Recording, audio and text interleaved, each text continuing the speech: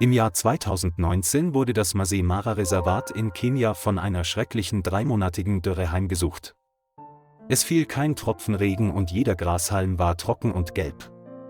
In diesem rauen Umfeld gelang es einer Löwenfamilie, bestehend aus einem männlichen und einem weiblichen Löwen sowie einem Löwenjungen, zu überleben. Jeden Tag wandern sie schweigend durch die verbrannten Graslandschaften und versuchen, das seltene verbliebene Wasser zu finden. Der männliche Löwe mit seiner majestätischen Mähne geht immer voran und beobachtet alles wachsam. Die Löwin läuft oft neben ihrem Jungen her und schützt es mit ihrem Körper vor der Sonne. Wochenlang schien die Hitze von 45 Grad Celsius alles zu verbrennen. Auch viele andere Tiere im Reservat verhungerten nacheinander vor Durst und Hunger. Die trockenen oder schlammigen Pfützen reichten nicht mehr aus, um die Herde zu ernähren. Die Löwenfamilie ging über den rissigen Boden, ihre Herzen voller Sorge vor dem morgigen Tag. Das Löwenjunge zeigte erste Anzeichen von Erschöpfung, seine Augen waren aufgrund der Unterernährung glasig. Obwohl die Löwin schwach ist, versucht sie immer noch, etwas Futter für ihre Jungen zu finden. Als die Löwenfamilie eines Morgens in der Ferne ein kleines Gewässer sah, rannte sie schnell darauf zu. Es war nur eine flache Pfütze, an der Oberfläche war nicht mehr viel Wasser zum Trinken. Die Löwin ging in die Hocke und versuchte, das restliche Wasser aufzulecken. Bevor sie ihren Durst stillen konnte, brach die Löwin plötzlich zusammen, rang nach Luft und starb. Der männliche Löwe brüllte traurig, während sich das Löwenjunge eng an den Körper seiner Mutter schmiegte, der allmählich auskühlte. Durch den Verlust seiner Mutter wurde das Löwenjunge noch schwächer und zitterte in der sengenden Sonne. Der Löwe war zwar verzweifelt, lief aber weiter und war entschlossen, sein Junges nicht im Stich zu lassen. Es sah sich um und stellte fest, dass es keine andere Wasserquelle gab. Das Löwenjunge taumelte, seine dünnen Beine zitterten und fiel auf den brennenden Boden. Als der Löwe das sah, schnappte er sich sofort das Junge und überquerte den felsigen Boden. Es lief die einzige asphaltierte Straße durch das Reservat entlang und hoffte, einen Blick auf jemanden zu erhaschen. Die 45 Grad Hitze ließen die Zunge des Löwenmännchens austrocknen, aber er bewegte sich weiter vorwärts. Auf der Haut des Tieres war kein Schweiß zu sehen, nur Anspannung und Erschöpfung waren in jedem schweren Atemzug deutlich zu erkennen. Ein paar Geier schwebten am grauen Himmel und schienen auf ein tragisches Ende zu warten. Doch der Löwe blieb nicht stehen, sein Blick war immer auf die Straße gerichtet. Schließlich sah es einen Jeep auf Patrouille. Das Fahrzeug gehört dem Naturschutzteam, das dem Befehl folgt, alle 2 Stunden zu patrouillieren, um die Dürresituation zu erfassen. Der Fahrer war David, ein langjähriger Mitarbeiter der Masai Mara, in Begleitung von Amina und Mark. Als sie den männlichen Löwen mitten auf die Straße rennen sahen, bekamen alle im Auto Angst. Sie dachten, dass der männliche Löwe vielleicht angreifen würde, um seine Jungen zu schützen. Der männliche Löwe setzte das Löwenjunge sanft vor dem Auto ab und ging dann ein Stück zurück. David und Amina hatten noch nie einen so seltsamen Anblick erlebt. Mark zitterte, als er das Fernglas hielt und das reglose, scheinbar tote Löwenjunge deutlich sah. Der männliche Löwe blieb still und versuchte offenbar, ihnen ein Zeichen zu geben, näher an sein Junges heranzukommen. David verstand, was er meinte, nahm den Erste-Hilfe-Kasten und stieg langsam aus dem Auto. Amina und Mark waren bereit zu helfen, hielten aber einen Sicherheitsabstand ein, für den Fall, dass der männliche Löwe wütend wurde. David beugte sich hinunter und legte seine Hand auf das Löwenjunge, um seinen Herzschlag zu überprüfen. Er erkannte, dass das Löwenjunge noch atmete, wenn auch schwach und mit sehr langsamem Herzschlag. Bei näherer Untersuchung stellte David fest, dass es aufgrund von Hunger und schwerer Dehydrierung stark abgemagert war. Amina brachte eilig eine Flasche Wasser und versuchte, ein paar Tropfen Wasser sanft in das Maul des Löwenjungen fließen zu lassen. Der männliche Löwe stand neben dem Auto und ließ den Rettungsort nicht aus den Augen. Den Mitarbeitern war klar, dass das Löwenjunge zur Notfallbehandlung schnell in das medizinische Zentrum des Schutzgebiets gebracht werden musste. Mark hob das Löwenjunge vorsichtig ins Auto, während David das Verhalten des männlichen Löwen vorsichtig beobachtete. Überraschenderweise leistete der männliche Löwe keinen Widerstand und vertraute offenbar darauf, dass sein Junges gerettet würde. Amina beruhigte alle im Auto und sagte, es sei Zeit, zur Krankenstation zu eilen. Der männliche Löwe rannte sofort vor das Auto, als wolle er den Weg freimachen und es schützen. Die Asphaltstraße war dampfend heiß, die Luft so stickig, dass Amina schwitzte.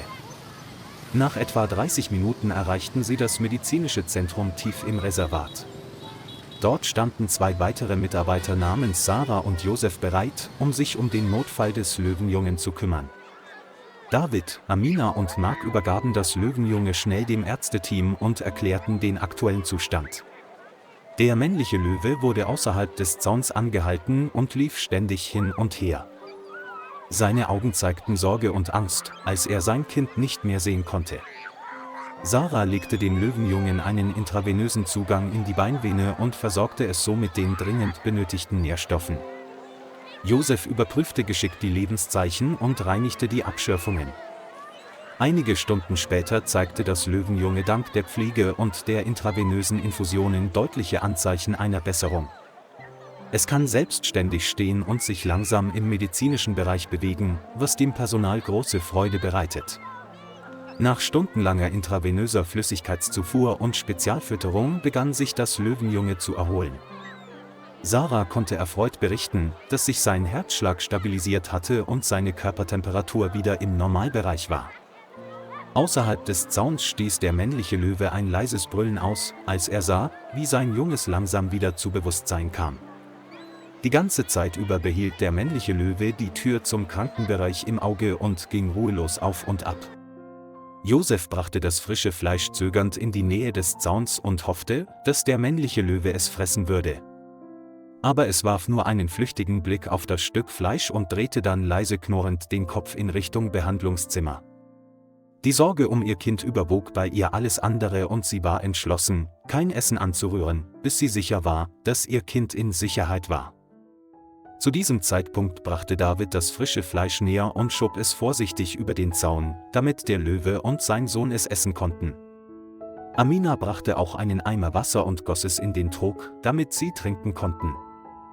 Der männliche Löwe und seine Jungen fressen und trinken abwechselnd und tanken so allmählich neue Energie. Die Spannung in der Luft schien zu verschwinden und wurde durch Freude und Dankbarkeit ersetzt, die in den Augen des männlichen Löwen deutlich zu erkennen waren. Nachdem es sich satt gefressen hatte, stand das Löwenjunge langsam auf und ging ein paar Schritte, was zeigte, dass es ihm besser ging. Der Löwenvater warf seinem Sohn einen Blick zu und brüllte dann leise, um ihn aufzumuntern. Der Löwenvater und sein Sohn wandten sich lautlos vom Zentrum ab und machten sich auf den Weg zu den trockenen Feldern. Das Personal stand da und schaute zu, winkte, als würden sie alte Freunde verabschieden. Insgeheim hofften alle, dass die beiden Löwen die Dürre überleben würden. Am nächsten Tag sah Amina bei der Arbeit den männlichen Löwen und seine Jungen erneut vor dem Tor des Zentrums auftauchen. Sie brachten sofort Wasser und Fleisch und stellten es in sicherer Entfernung auf, damit sie es erreichen konnten. Das Löwenjunge fraß vergnügt, während der männliche Löwe wachsam Wache hielt. Diese Szene wiederholte sich mehrere Tage lang und wurde zu einem besonderen Brauch zwischen Löwen und Menschen. David nannte den männlichen Löwen Mansa und das Junge Toto, zur großen Freude aller im Zentrum. Nach und nach wurde die Geschichte von Mansa und Toto den Besuchern des Reservats erzählt. Einige Touristen baten sogar darum, aus der Ferne Fotos machen zu dürfen, als sie 2 Löwen unter einem Baum in der Nähe des Zentrums liegen sahen. Mitarbeiter wie Sarah, Josef, Mark, Amina und David behandeln sie alle wie besondere wilde Freunde. Bei ihren täglichen Patrouillengängen halten sie oft an Orten, an denen die beiden Löwen häufig auftauchen. Es hat noch nicht geregnet, aber dank der Unterstützung des Zentrums halten zumindest die Löwen und ihre Jungen durch. Mansa verstand allmählich, dass die Menschen hier keine Feinde waren, sondern freundliche Individuen, die ihnen helfen wollten. Toto wurde gesünder und stärker und spielte manchmal schelmisch im Dreck und brachte alle zum Lachen. Wenn es ihnen wieder gut genug ging, kamen Vater und Sohn normalerweise für ein paar Minuten im Zentrum vorbei, holten sich etwas zu essen und gingen dann schnell wieder. Die Mitarbeiter der Masai Mara glauben, dass Mansa und Toto nach der Dürre zu einer wunderschönen Legende des Vertrauens zwischen Löwen und Menschen werden. Auch Toto und Mansa machten sich nach und nach mit den Streifenwagen vertraut und folgten ihnen manchmal sogar eine Zeit lang. Die Geschichte der Löwenfamilie bleibt trotz des Verlusts ihrer Mutter in aller Erinnerung haften und ist ein Zeugnis von Liebe, Mitgefühl und Überlebenswillen in der afrikanischen Wildnis. Lieber Freund, danke, dass Sie sich die Zeit genommen haben, die Geschichte zu verfolgen. Vergessen Sie nicht, den Kanal zu liken und zu abonnieren, um uns zu unterstützen.